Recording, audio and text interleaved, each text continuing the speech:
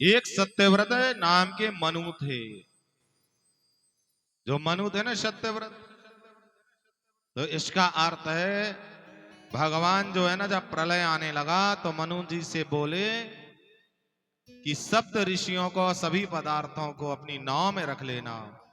भगवान जो है मत्स्य रूप धारण करके और सत्यव्रत मनु की रक्षा किया और वेदों की रक्षा की। तो जो धर्मो रक्षति रक्षतः, जो धर्म की रक्षा करता है तो धर्म उसकी रक्षा करता है।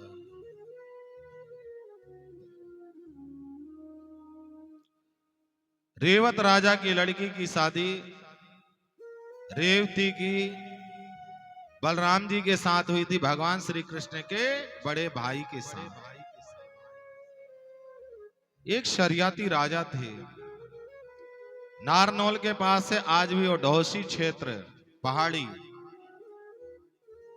शरियाती राजा और उनकी लड़की जो है ना, और अनेक सिपाही मंत्री सब मिलके वन में घूमने के लिए जिस समय आए,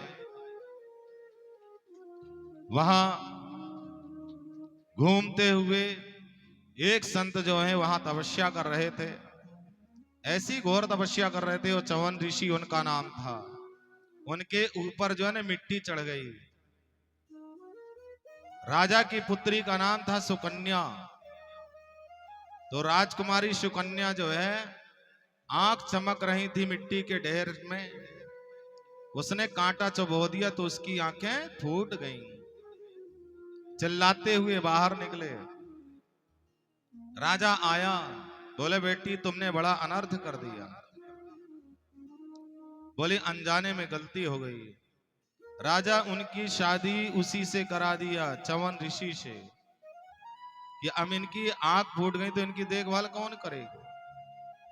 लेकिन वो सुकन्या राजकुमारी होते हुए इतनी सेवा की, इतनी सेवा की कि देवता परीक्षा लेने के लिए आ गए। देवताओं के वैद्य कौन है? अश्विनी कुमार। अश्विनी कुमार आए और बोले देवी ये बूढ़े के साथ क्यों रहती हो, ऐसा करो तुम हमारे साथ चलो। नाराज हो गई। मेरे पिताजी ने सौंप दिया है, अब ये जैसे भी हैं इनकी सेवा करूंगी। वो खुश हो गए। चवन ऋषि को कुंड में स्नान कराए, आज भी वो कुंड है, हम गए हैं। नारनौल सुने हो कि नहीं कभी?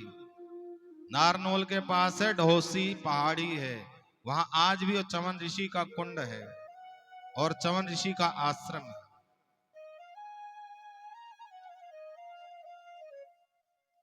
सुकन्या बाहर खड़ी थी। चवन ऋषि को देवताओं के जो वैद्य हैं अश्विनी कुमार, वो उस कुंड में ले जाके स्नान कराए तो तीनों एक से बिल्कुल इतने सुंदर राजकुमार की तरह प्रकट हुए। सुकन्या से कहते हैं कि देवी तुम पहचान लो तुम्हारा पति कौन है, क्योंकि तीनों एक से, कोई फर्क नहीं। सुकन्या की सेवा से चमन ऋषि बड़े खुश थे, बड़े प्रसन्न थे कि आज उसकी सेवा से ही मैं जवान हुआ हूं, देवताओं की परीक्षा में ये पास हुई है। तो धीरे से चमन ऋषि अपना हाथ हिला दिए तो सुकन्या समझ गई कि यही मेरा पति है। अश्विनी कुमार के ऊपर चमन ऋषि खुश हुए, बोले आज से हम वचन देते हैं कि देवताओं के साथ में आपको भी हवन में, यज्ञ में आहुति देंगे। जो भी यज्ञ होता है ना, चाहे घर में करे चाहे कहीं भी यज्ञ होता है, तभी से अश्विनी कुमारों को हवन में भी उनके नाम से आहुति देना चालू किए। कौन करे थे सबसे पहले? अश्विनी यानी चवन ऋषि ने किया था। चवन ऋषि ही सबसे पहले देवताओं के साथ में आहुति देना चालू किए। सज्जनों, इस कथा से ज्ञान क्या प्राप्त होता है? चवन ऋषि उस दिन से अश्विनी कुमारों के नाम से भी आहुति यज्ञ में चालू करवाए। इस कथा से ज्ञान प्राप्त होता है, पति कैसो हो, पिता ने और माँ ने कन्या दान कर दिया। दान करते हैं कि नहीं करते? क्या समझ के करते जानते हो? पति को यानी जिस पुरुष को दान करते हैं अपनी लड़की को ना, तो उसको साक्षात नारायण समझ के, अपनी पुत्री को लक्ष्मी समझ के, सुंदर श्रृंगार करा के, गहने ऐने पूरा नहीं श्रृंगार करके, और फिर इसके बाद अपनी पुत्री का दान किसको? सामने वाले को नारायण समझ के और अपनी पुत्री को लक्ष्मी रूप समझ के और उनको अर्पण कर देता है संकल्प द्वारा। लेकिन आज की परंपरा तो जान ही रहे हो, सब शादी कहां से हो रही है? गार्डन से, है ना? गार्डन से शादी होती है। पहले लड़की जब विदा होती थी ना घर से, तो आशीर्वाद दे के विदा होती थी। अब विदा हो तो कहां से होती है? गार्डन से होती है। तो किसको आशीर्वाद दे? गार्डन वालों को दे के, हैं? किसको आशीर्वाद दे? शादी भले गार्डन से करो, लेकिन लड़की की विदा तो हमेशा घर से होनी चाहिए। हमारी परंपराएं धीरे धीरे, कथाओं से यही तो ज्ञान होता है कि हम क्या उचित करने लगे हैं और क्या अनुचित करने लगे हैं। ये कथाओं से ज्ञान होता है।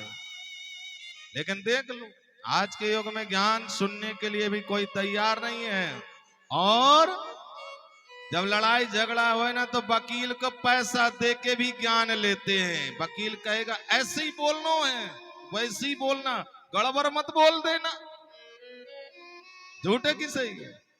वकील को तो मोटी रकम देते हैं, क्या के लिए? ज्ञान लेने के लिए, और जिससे काय के लिए? केस लड़ने के लिए, और जिससे जीवन ही सुधर जाएगा, वकील की ही जरूरत नहीं पड़ेगी। जिससे जीवन सुधर जाता है, अपना जीवन अच्छा बनता है, वो ज्ञान लेने के लिए लोग तैयार नहीं। सज्जनों, अभी कथा हमारी 7 तारीख यानी 13 तारीख को पूरी हुई। कई हजार आदमी आते थे, लेकिन आपके गांव आए तो हमारे को भी जो है ना आनंद नहीं आ रहा। हमारे गांव में, हमारे स्वयं का जहां जन्म हुआ है, वहां कथा करे, 3 गांव के बीच में मैदान है। बहुत सुंदर कथा हुई। ऐसी कथा कि इन क्षेत्रों में अभी तक नहीं हो पाई। 3 साल से हर साल होती है। बहुत पब्लिक, बहुत पैसा खर्च होता है, पब्लिक बहुत पैसा खर्च करती है। और आपके देखो, इतना बड़ा गांव है, कहते हैं बड़ा गांव है। बड़ा गांव होते हुए भी, अरे ये तो हमेशा चलता रहता है। कहते महाराज काम है। सत्य सत्य बताओ, काम तो है, चलो, यदि कोई मर जाता है व्यक्ति, तो क्या उसके घर का सब काम बंद ही हो जाता है क्या? हमेशा के लिए बंद हो जाता है? नहीं हो पाता ना। कहीं नहीं कहते मैं तो नहीं हूं तो कुछ नहीं होगा। ऐसे ही आदमियों की आदत है, मैं नहीं होऊंगा तो क्या होगा। पत्नी स्त्री भी कहेंगी, माताएं बहनें, मैं नहीं होंगी तो क्या होगा। अरे जिनके घर में माँ भी मर गई, कईयों के बाप भी मर गए, कईयों के बड़े जवान छोरे भी मर जाते हैं, तो क्या वो घर ही खत्म हो गया? उसके घर में काम नहीं हो रहे? हो रहे। लेकिन लोगों की ये सोच बन गई है। अरे अपने घर में अभी कहीं आपके रिश्तेदारी में शादी हो ना, धरते देख लो, टाइम मिल जाएगा, 2-4 दिन का टाइम निकाल के भी और शादी में चले जाते हैं। जाते कि नहीं जाते हैं? और भगवान की कथा के लिए टाइम ही नहीं है। सज्जनों, कभी भी ना तो आपके साथ, ना मेरे साथ, ना तो शरीर जाने वाला, ना तो धन जाने वाला, ना परिवार का कोई सदस्य जाने वाला। ये ऐसी यात्रा है, यहां तो अकेले ही जाना पड़ेगा।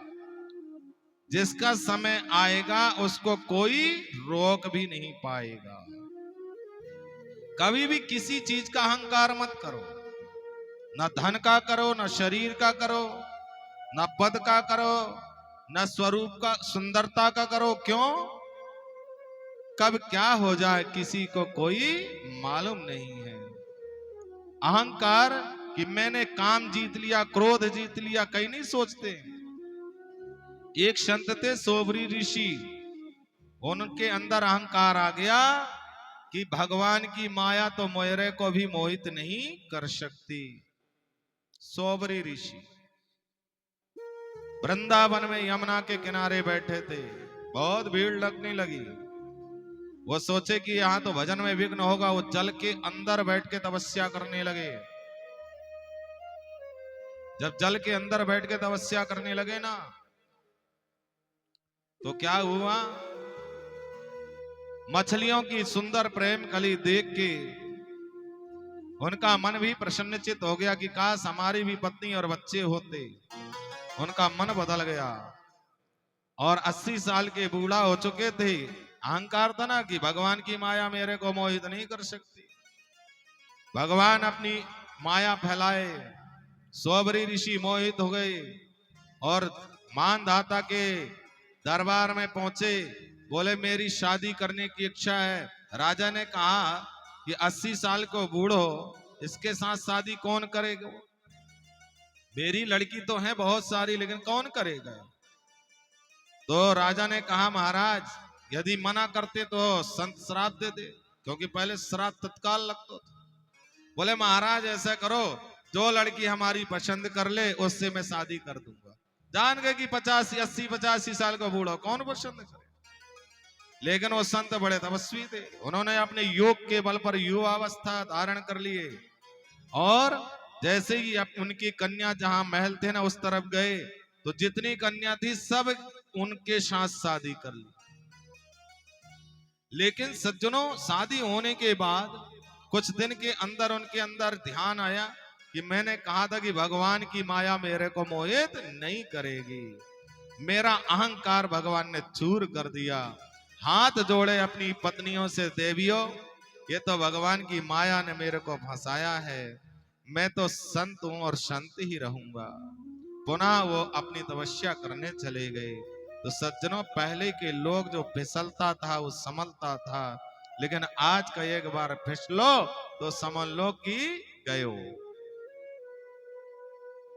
तो इसलिए अपने मन को, अपनी बुद्धि को एकाग्रित तो रखो, लेकिन अहंकार मत करो, क्योंकि परमात्मा, अहंकार परमात्मा को पसंद नहीं है। चाहे कोई भी हो, उसके भक्त भी हो चाहे कोई हो, उसको अहंकार से भगवान को क्या आता है? गुस्सा आता है।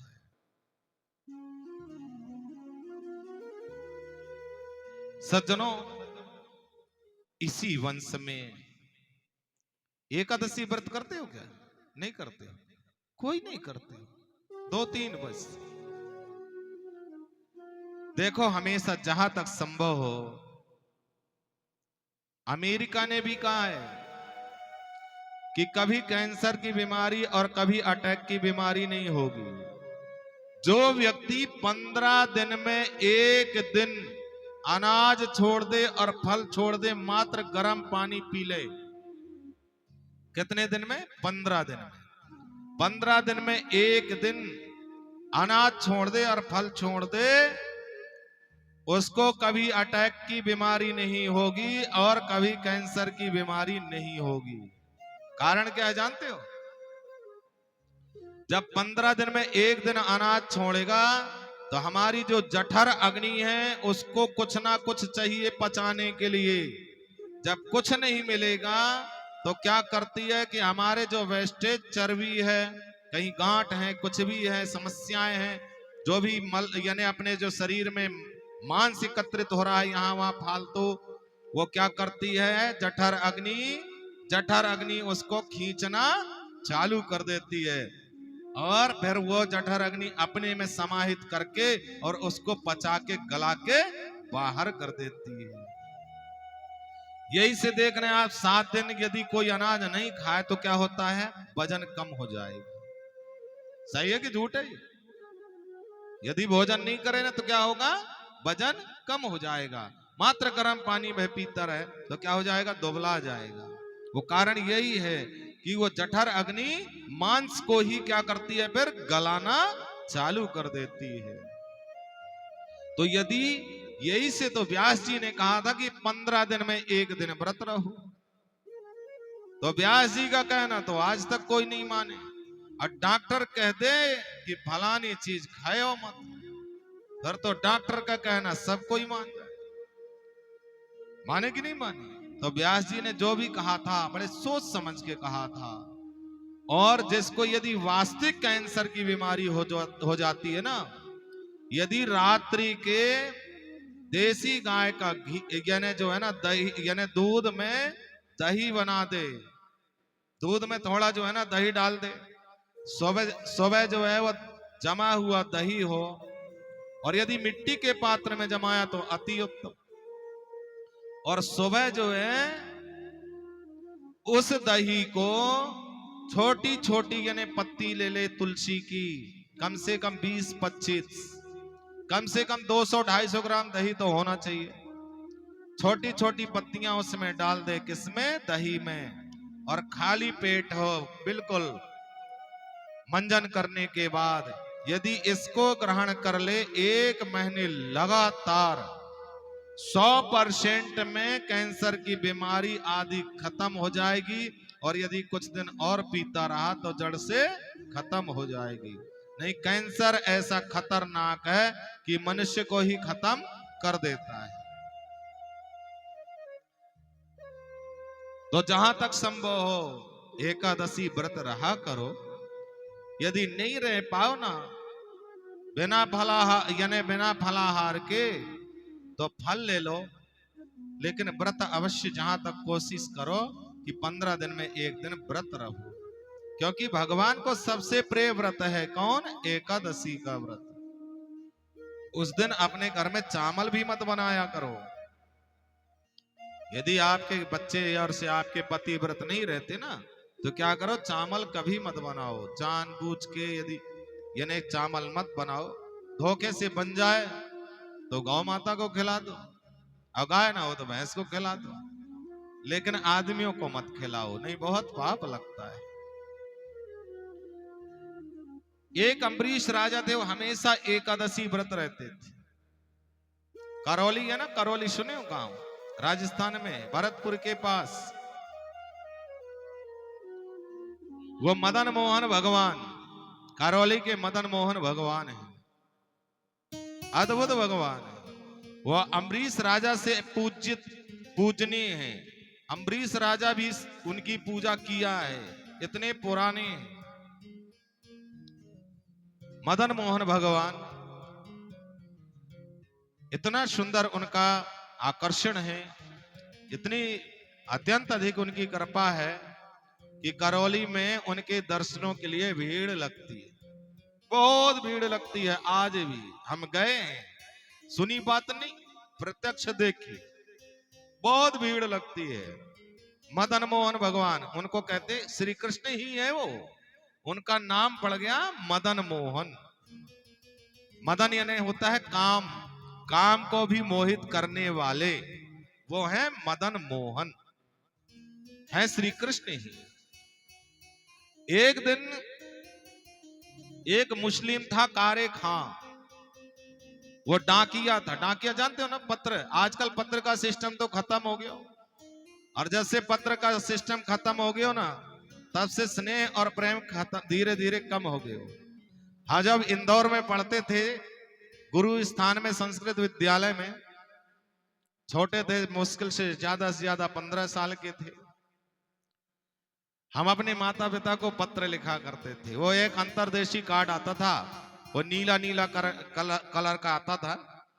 अब तो लोग देखे नहीं होंगे आज की युवा, तो वो अंतरदेशी कार्ड आता, उसमें हम जो है ना लिखते, तो अपने अंदर के दिल के भाव लिखते थे कि माँ तेरी बहुत याद आती है। पिताजी के लिए लिखते हैं, अपने भाई के लिए, अपनी बहन के लिए। जब वो पढ़ते थे तो उनके अंदर भी वो कितना सुंदर भाव हो जाता था, मैया तो रोने लगती थी। सज्जनों, आजकल फोन तो लोग करते हैं, लेकिन डेली फोन करने से वो मन में जो प्रेम है वो कम हो जाता है। डेली डेली फोन करना, देखा किसी को भी फोन करते रहो डेली डेली, तो उतना आनंद नहीं आता है, उतना भाव और प्रेम नहीं बनता है। उसमें क्या हृदय के जो उद्गार रहते थे वो लिखते थे। आजकल लोगों को तो ये जो है ना पत्र भी लिखना नहीं आएगा। तो सज्जनों, एकादशी मदन मोहन भगवान जो हैं, उनको कारे खान जो था ना, डाकिया, मंदिर के जो महंत जी हैं ना, पुजारी और महंत वहां के, तो महंत जी का कोई पत्र लिखा, तो जो कारे खान था वो पत्र लेके आया। कहा? मंदिर। अच्छा, पत्र लेके आया तो टोपी लगा रखा था, तो वहां जो सिपाही दरवाजे में खड़े थे ना, वो गांव के थे तो सब जानते थे। बोले ऐसा है, हाँ क्या बात है, क्या काम है बताओ। बोले महाराज जी का पत्र है। इतने में महाराज जी ने आवाज लगाई, किसको? द्वारपाल को। तो द्वारपाल जो है ना अंदर गया। इतने में उसके कारे खान के अंदर आया कि यार इतनी सारी भीड़ जाती है आती है, शाम के ना सुबह कितनी भीड़ होती है, जय जयकार होता है, आखिर अंदर बैठो कौन है, देखे तो सही कौन बैठा है। तो उसके मन में भी उत्साहिकता हुई। उसने क्या किया कि पत्र के बहाने ही हाथ में पत्र लिए और धीरे धीरे धीरे कहां पहुंच गया? भगवान जहां से दिखाई दे रहे थे ना गेट में, वहां जैसे पहुंचा, भगवान की नेक मात्र थोड़ी सी चेहरे की यानी दर्शन हुए। चेहरे के थोड़े से दर्शन होते ही इतने में जो दरवाजे में खड़े थे ना सिपाही, बोले हाँ हाँ क्या काम है तुम्हारे यहाँ, चलो जाओ बाहर, चलो चलो, लाओ पत्र है ना, हाँ पत्र दो हमको। पत्र हाथ में ले लिए सिपाही और जाके अपने गुरुजी को दे दिए। लेकिन ये बड़ा नटखट है, जिसके ऊपर कृपा कर दे वही इसकी तरफ आ पाता है। जिसके ऊपर स्वयं कृपा बरसाता है वही भगवान की ओर आकर्षित होता है, सत्संग की ओर आकर्षित होता है, कथाओं की ओर आकर्षित होता है, जब स्वयं परमात्मा कृपा करता है। कारे खान मुस्लिम है, भगवान की एक सुंदर छवि देखते ही उसके मन में भगवान के प्रति प्रेम उमड़ आया। कितने अद्भुत नेत्र थे, मैंने देखा, भगवान की मूर्ति देख के मन को मोहित कर लिए। भगवान कारे खान को रात्रि के नींद नहीं आई, बस वही याद बनी रही। काश पूरा देख लिया होता। कैसो है, देख ही नहीं पाया पूरा, तो थोड़े ही से नजर मिली और फिर मेरे को हटा दिए यहां से। अब तो क्या हुआ, कारे खान ने सोच लिया कि जब तक तेरे को पूरा देखूंगा नहीं तब तक मैं आज के बाद भोजन करूंगा नहीं। स्वयं आकर्षित कर लिए, देख मन में स्वभाव आ गया एक मुस्लिम के।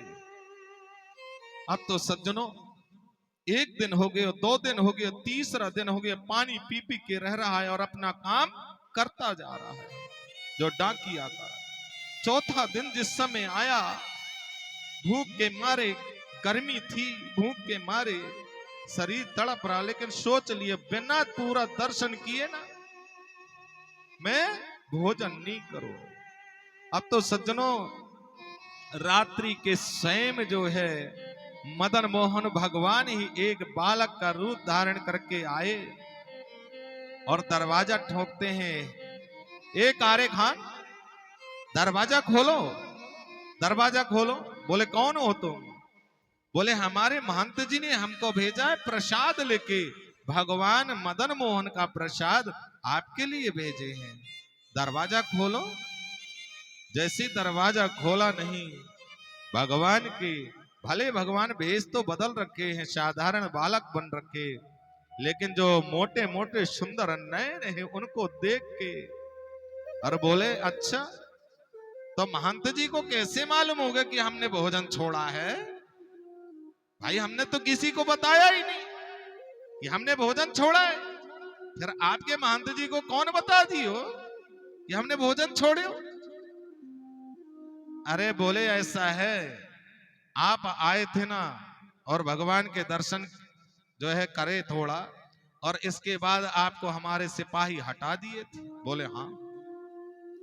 बोले तो हमारे गुरुजी ने सोचा कि उनको बिना प्रसाद दिए और हमारे सिपाही हटा दिए, इसलिए उनके मन में आया कि उनको प्रसाद वहीं भेज दिया जाए। बोले अच्छा। बोले मेरे को तो लगता है कि तुम ही मदन मोहन हो। बोले ऐसा तुम्हारा जो है ना, तुम्हारे विचार हैं, लेकिन मैं हूं तो बालक ही हूं। बोले नहीं, मेरे को तो लगता है तुम ही मदन मोहन। सज्जनों, भगवान मदन मोहन उसको प्रत्यक्ष दर्शन दे दिए।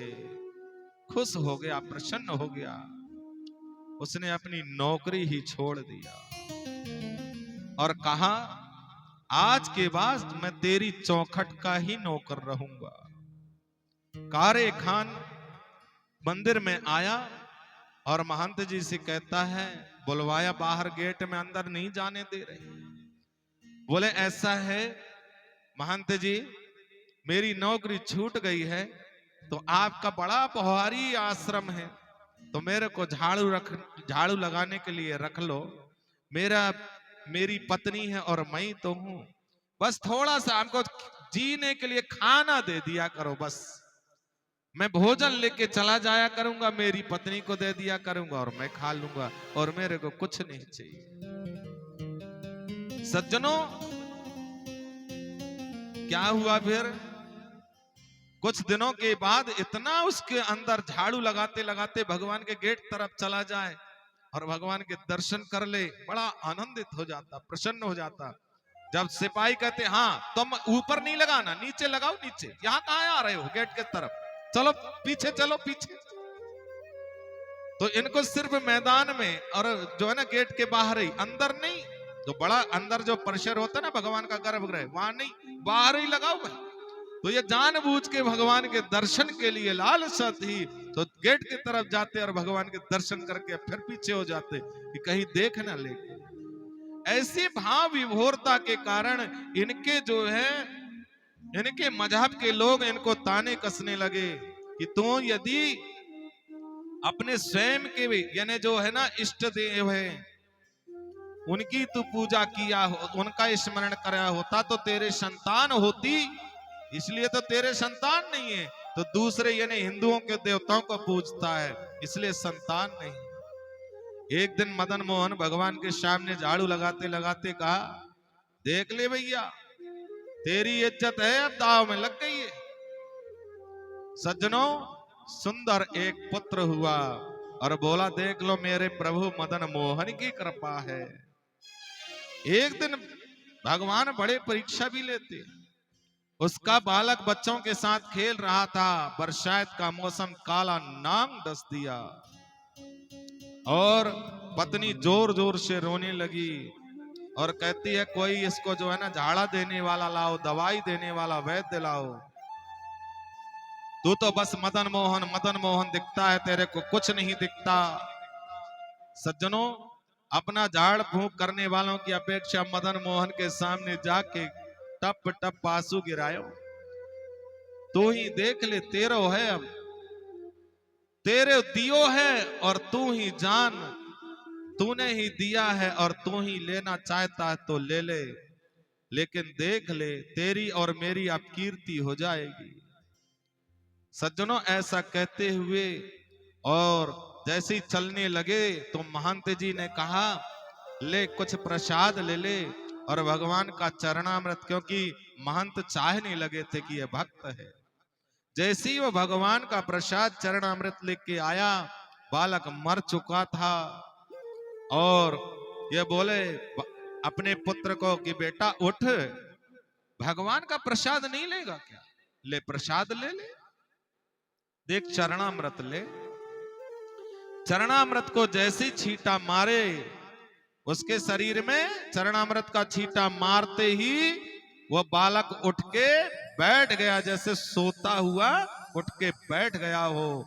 आज भी मदन मोहन के दरबार में उस काले खान की स्तुति भगवान की जो गाया था ना, आज भी गाते हैं, आज भी। तो सज्जनों, भगवान ना तो जाति देखता, ना मजहब देखता, ना कुछ देखता, वो तो क्या देखता है, मेरे प्रति इसका प्रेम कितना है। क्या देखते हैं? प्रेम देखते हैं। ना स्त्री देखते, ना पुरुष देखते, ना पुंसक देखते, कुछ नहीं। वो तो क्या देखते हैं, मेरे प्रति भाव कैसा है, प्रेम कितना है। सज्जनों, अम्बरीश राजा जो थे वो एकादशी व्रत करते थे, राज्य करते हुए भी राजा होते, व्रत करते। और एक दिन उनकी परीक्षा लेने के लिए कौन आ गए? स्वयं दुर्वासा जी। दुर्वासा जी को जो है ना, मन में ये था कि मैं संत हूं। क्या था? कि मैं संत हूं, तो इस राजा से श्रेष्ठ। भगवान ने का भक्त थे, उन्होंने परीक्षा लिया। जब दुर्वासा जी, एकादशी थी, दूसरे दिन द्वादशी लग रही थी। दूसरे दिन जैसे ही चरणामृत लेना चालू किए, इतने में तो दुर्वासा जी स्नान करके आ गए। बोले, तुम आए हुए अतिथि को बिना चरणामृत दिए तुम कैसे पान कर लिए? उनको मारने के लिए जैसे ही तैयार हुए, इतने में तो क्या हुआ, भगवान के भेजे हुए सुदर्शन जी घूमने लगे और दुर्वासा जी को मारने को तैयार हुए। दुर्वासा जी वहां से भागे, शंकर जी पास आए। बोले, प्रभु मेरी रक्षा करो। इसके बाद वहां भी रक्षा नहीं हुई। फिर कहां आए? शंकर भगवान के पास आए, वो भी रक्षा नहीं किए। ब्रह्मा जी भी रक्षा नहीं किए। फिर नारायण के पास जब आते हैं तो कहते हैं, प्रभु आपका सुदर्शन मुझे मार रहा है, आप मुझे मेरी रक्षा करो। भगवान कहते हैं, अहम भक्त पराधीनम, मैं तो अपने भक्तों के अधीन हूं, मैं आपकी रक्षा नहीं कर सकता, अम्बरीश राजा ही आपकी रक्षा करेगा। दुर्वासा जी वहां से भागते कहां आए? अम्बरीश राजा के पास। और जैसे ही हाथ जोड़ने लगे, बोले, नहीं प्रभु, मैं तो राजा हूं। सज्जनों, इस कथा से ज्ञान प्राप्त होता है कि जो भगवान का भक्त होता है, चाहे राजा हो, चाहे मनुष्य हो, चाहे संत हो, भगवान सब पर कृपा बरसाते हैं। सज्जनों, सूर्य वंश की कथा में नारायण के पुत्र कौन है? ब्रह्मा जी। और ब्रह्मा जी के पुत्र जो हैं मरीचि हुए। मरीचि के पुत्र हुए कश्यप और पूर्णिमा। जो कश्यप ऋषि हैं उनके पुत्र हैं देवता। तो विवस्वान नाम के जो सूर्य हैं, सूर्य भगवान, विवस्वान नाम के जो सूर्य हैं, उनके विवस्वत मनु हुए लड़का।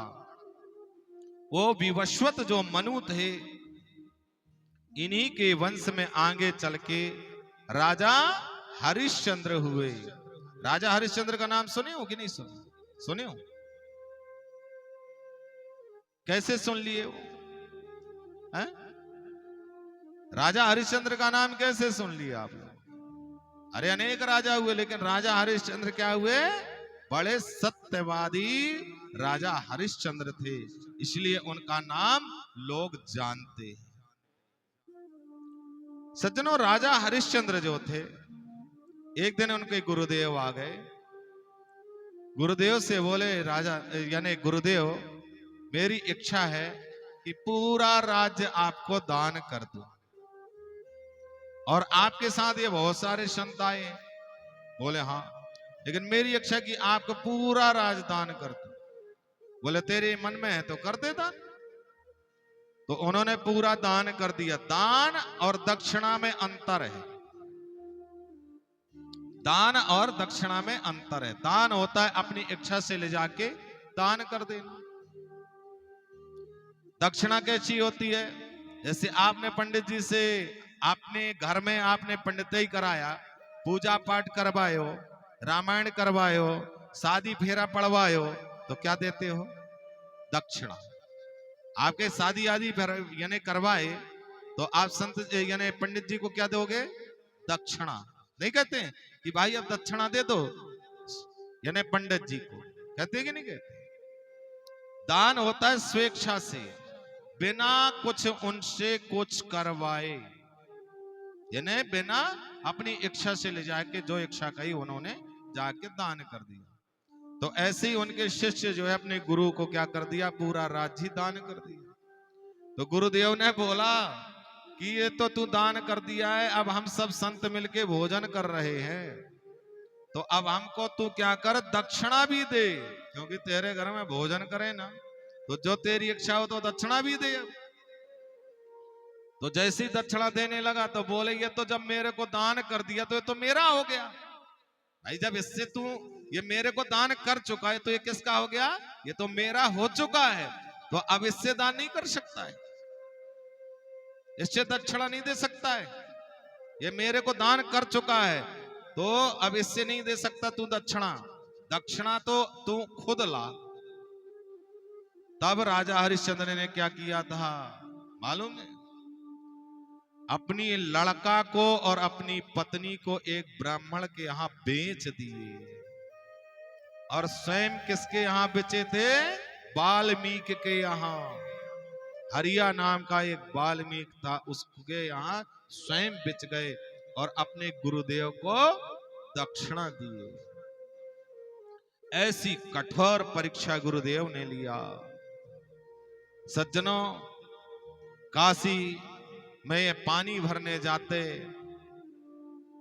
जैसे ही पीने के लिए, क्योंकि उसके घर का पानी नहीं पीते थे राजा हरिश्चंद्र, पानी भरने के लिए जाते, कभी तारा भी पानी भरने आ जाती, दोनों जो है ना आपस में जब मिले तो ज्यादा बड़ा घड़ा था, ये भोजन नहीं करते थे।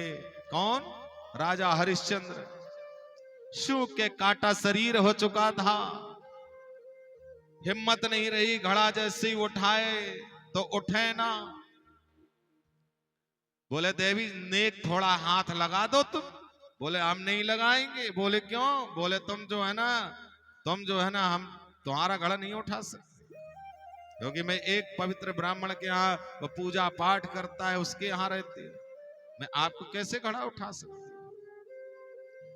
राजा हरिश्चंद्र क्या करे, फिर उपाय बताई कि आप पानी में कुछ अंदर चले जाओ और पानी भर लो, आप फिर उठाओगे ना तो उठ जाएगा, क्योंकि पानी में घड़ा रहेगा। सज्जनों, विश्वामित्र गुरुदेव ने परीक्षा लिया, रोहतास फूल और तुलसी तोड़ने के लिए गया, उतारने के लिए सांप काला नांग डस दिया रोहतास को। तारा जो है उनकी जो मां रोने लगी, मर गया।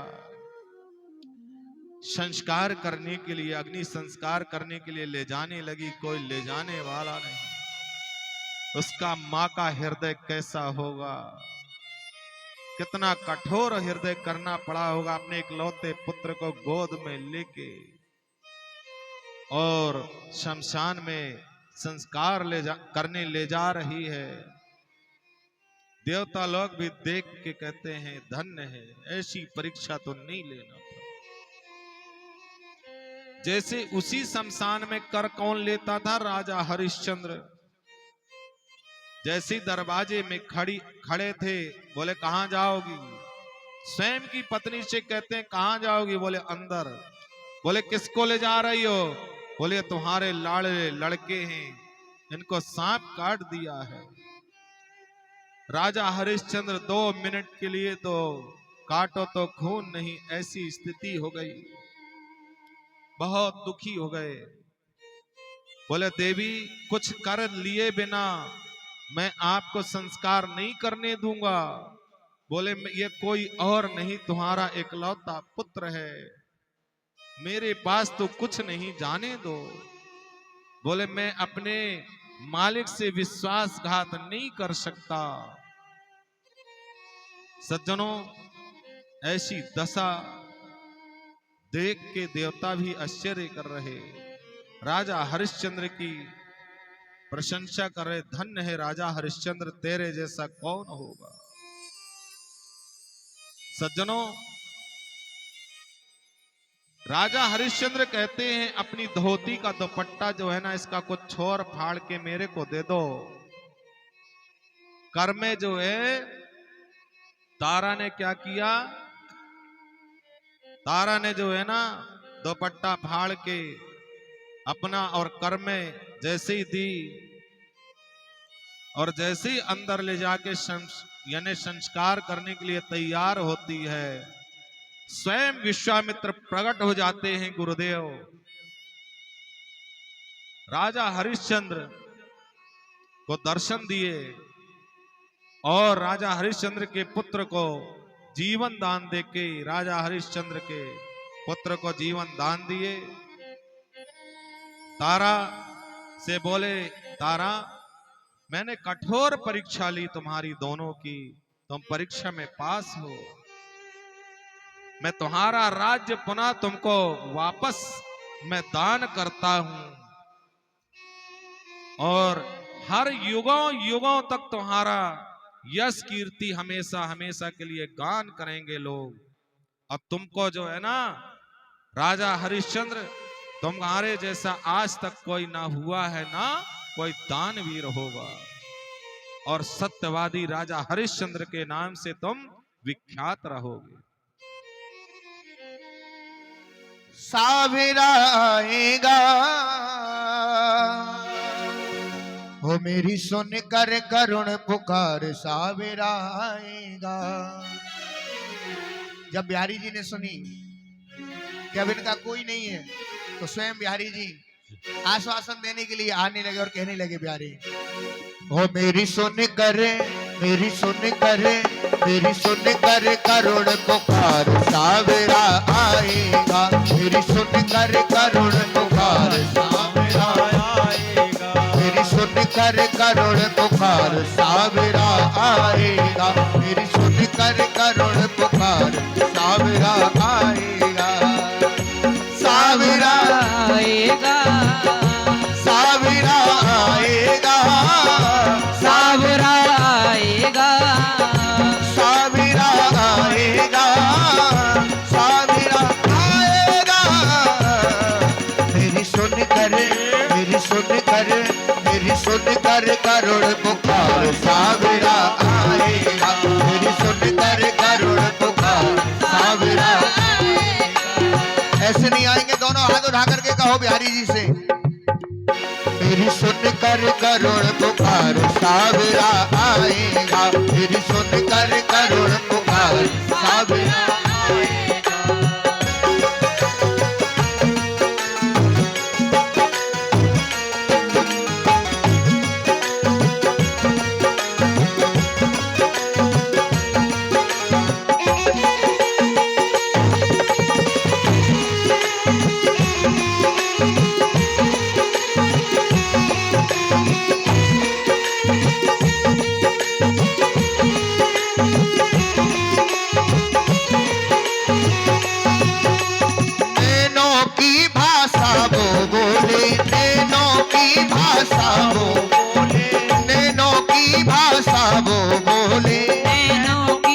जानू हो मुझे जाने में उसे जानू, हो मुझे जाने में उसे जानू, हो मुझे जाने में उसे जानू।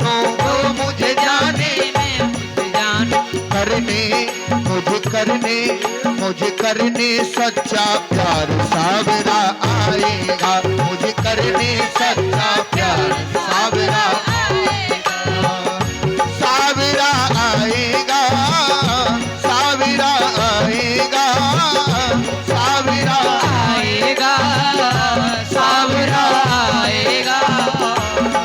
मेरी सुन कर करुण पुकार, सावेरा आएगा। मेरी सुन कर करुण पुकार, सावेरा आएगा। कहते प्यारे, बोलने को दी जवाब, बोलता क्यों नहीं। हमको इतनी सुंदर वाणी भगवान ने दी है, बोलने को दी जवाब और बोलता क्यों नहीं। आज का ना बोल, उस दिन याद आएगा, बोलना आएगा पर प्यारे बोल नहीं। तो उठाओ दोनों हाथ बिहारी जी से।